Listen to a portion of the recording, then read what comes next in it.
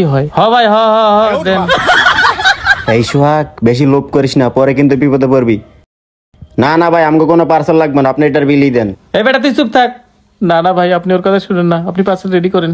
যাক, অবশেষে টোপটা গিলছে। কি যে আনন্দ। তাইলে ভাই একটা কাজ করি, আমগো তিনজনের বউয়ের জন্য 3টা পার্সেল রেডি করি, আপনারা বয়েন। আচ্ছা ভাই, আপনি যান, তাড়াতাড়ি করে পার্সেল রেডি করেন, আমরা এখানে ওয়েট করি।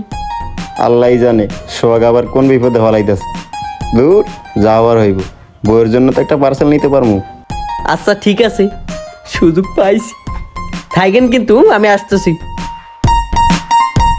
ভাই 3টাই তো নিমু। হ ভাই, নেন নেন। আপনারা বসেন, আমি আসতেছি।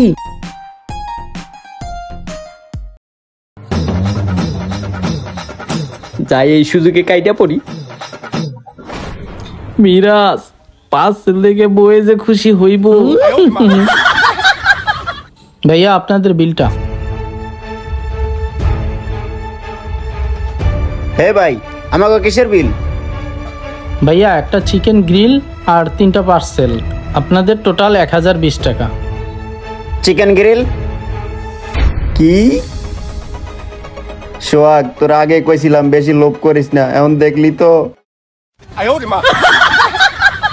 ও ভাই, আমগো কাছে তো টাকা নাই।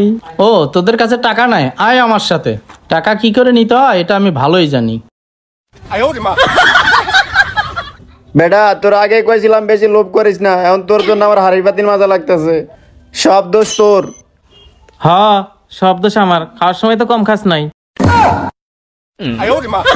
যাই হোক বন্ধুরা, আমার মতো কেউ লোভ করেন না, লোভ করে এমন বিপদে পড়েন না। ভিডিওটি ভালো লাগলে শেয়ার করে দিয়েন।